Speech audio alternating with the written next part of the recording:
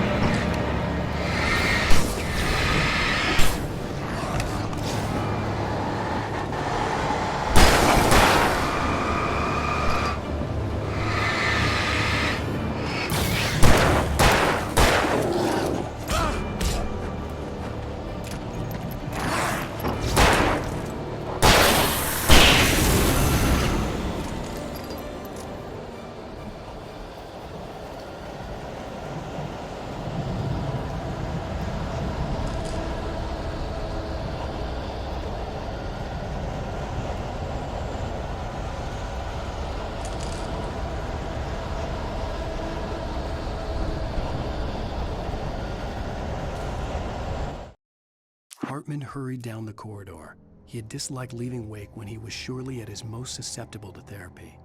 But this was not an ordinary storm. Wake had been writing, and he had woken something up in the depths of the lake. Now, it was coming for him. Hartman had naturally prepared for a situation like this.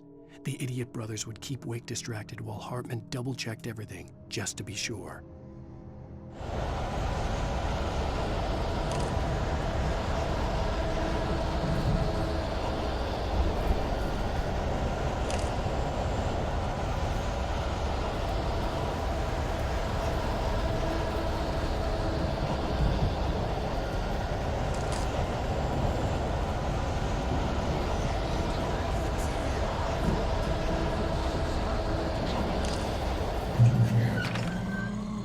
Channel, turn it off.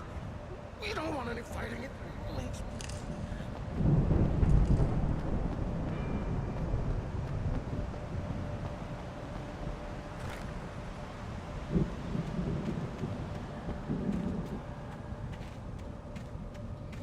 You get 2 pills in the morning, and then you'll be nice and calm all day long.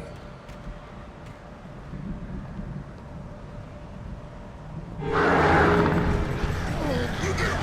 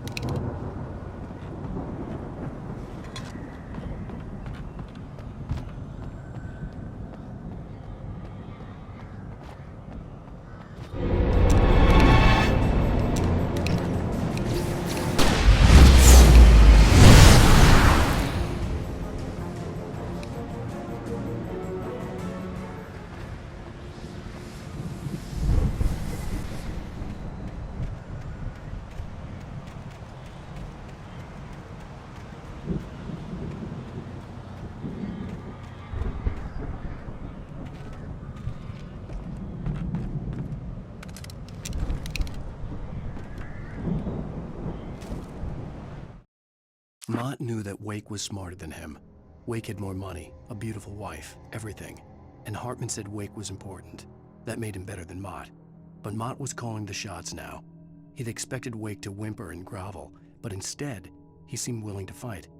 Mott knew he'd gotten under Wake's skin. If only Mott actually had his wife. The thought made him shiver.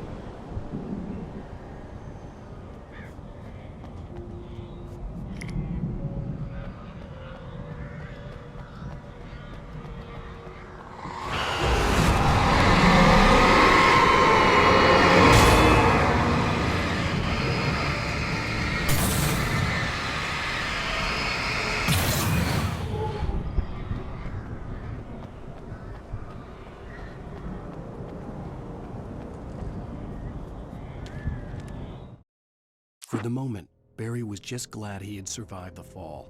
He had been separated from Al, and there was no easy way to climb back up. He told himself he'd be okay in the gloomy forest at night. He would just have to wait for a while for Al to find his way down. Barry turned when he heard the heavy footsteps and saw the movement. The man-shaped shadow lunged at him from the bushes, an axe held high. Barry screamed and threw up his hand. The world exploded.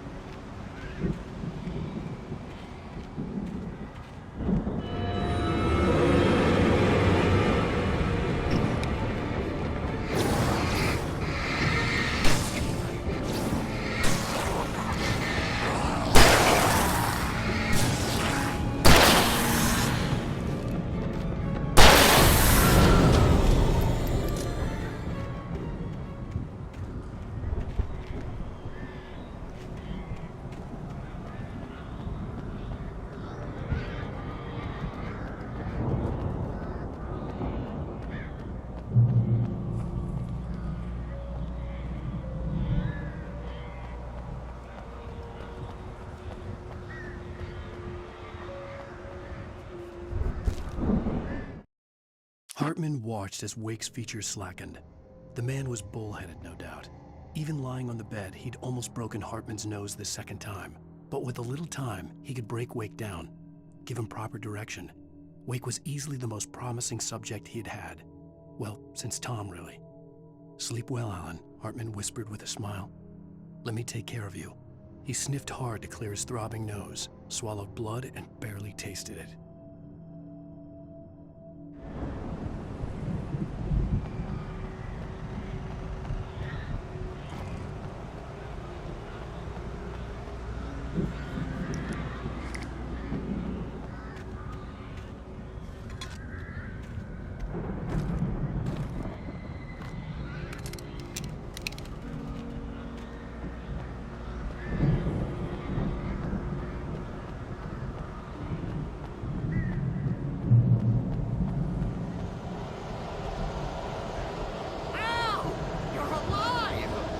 Let's get out of here. Can you open this gate? Maybe. Barry. Well, I slammed it shut when the Nasty showed up, and the key fits kind of loose in the lock, so, Barry! I'll find it, don't worry about it!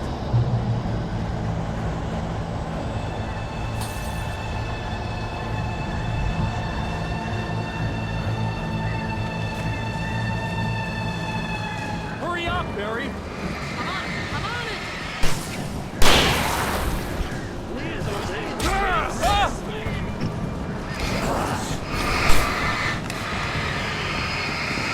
It's gotta be! Just hang on, Al!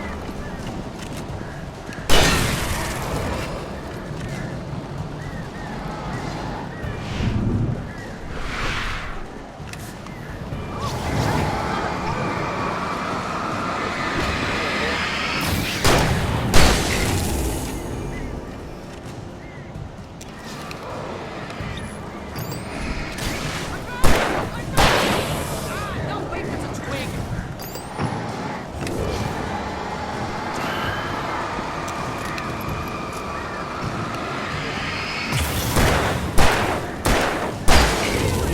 Al, I got it!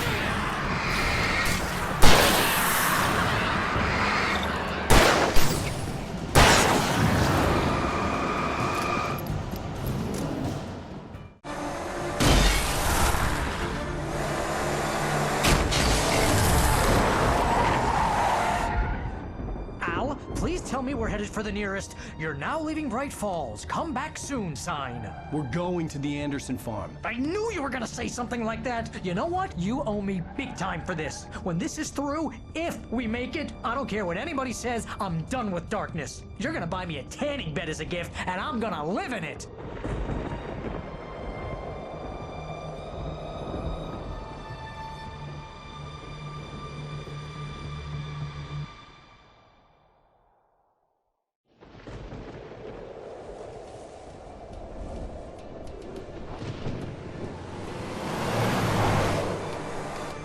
I'm crazy, but that's fine, Barry. Oh, you got that right, Al. You're barking mad. You are by far the But craziest. maybe that's inevitable when you deal with crazy stuff like this. It helps. This is happening, Barry. Alice, they never had Alice. She's trapped in the darkness at the bottom of the lake, but she's not dead. Al, how can you know that? I know, Barry. I can... Al, No, listen. I can bring her back. I can find her. There's something special about this place. The lake, it does something to the works of art created here. It makes them come true.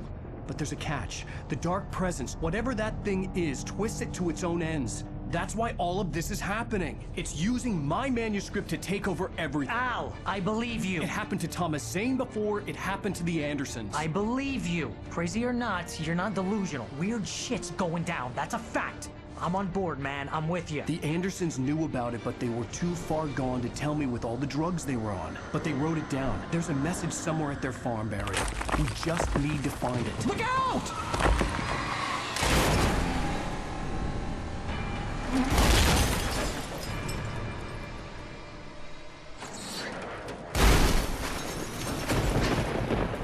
Al!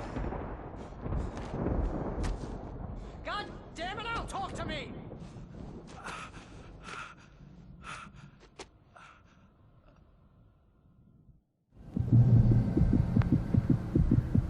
I had lost my gun in the crash. Barry was nowhere to be seen.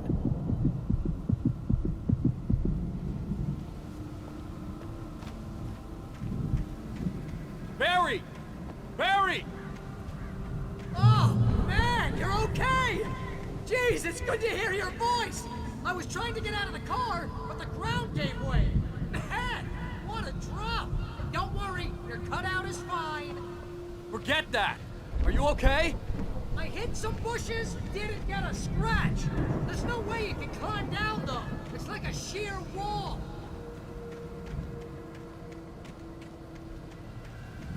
Ah! Al! There's something moving down here!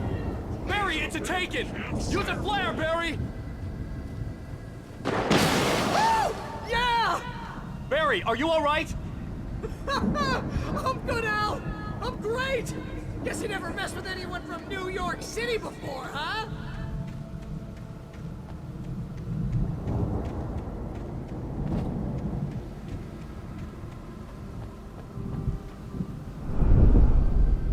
You're gonna have to find your way around to the farm, Al! I'll be waiting! Barry, just wait for me, okay? Al! I'm not staying here! It's suicide! I'm going to the farm! I'm gonna go ahead and secure the area! You can catch up! Don't worry about it. I'm on the case. Now he's Rambo. This would turn into a disaster if I didn't catch up with Barry.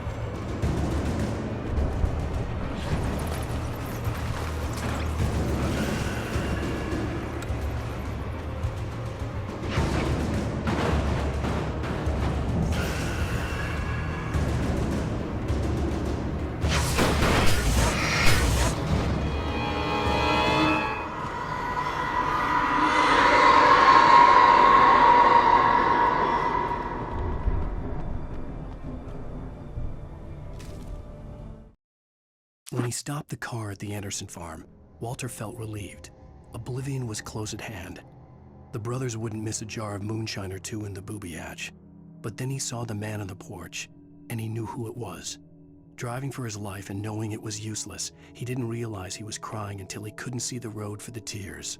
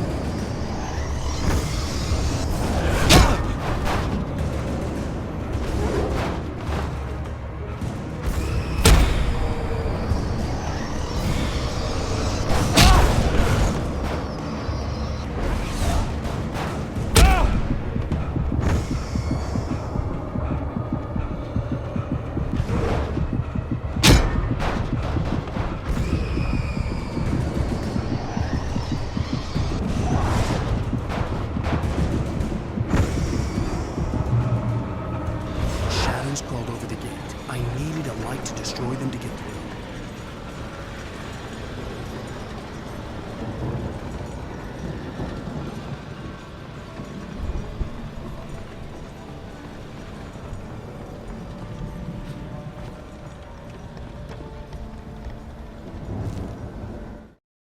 Agent Nightingale stared at the passed-out rider. The man was sleeping off one hell of a night. Nightingale felt a stab of envy at Wake's oblivion, but he had a job to do. He put the gun to Wake's head and almost became a murderer. His hand shook and his throat felt tight and dry. Biting his teeth, he tried again to pull the trigger. He lost the nerve. Wake stirred. Nightingale would have to settle for an arrest.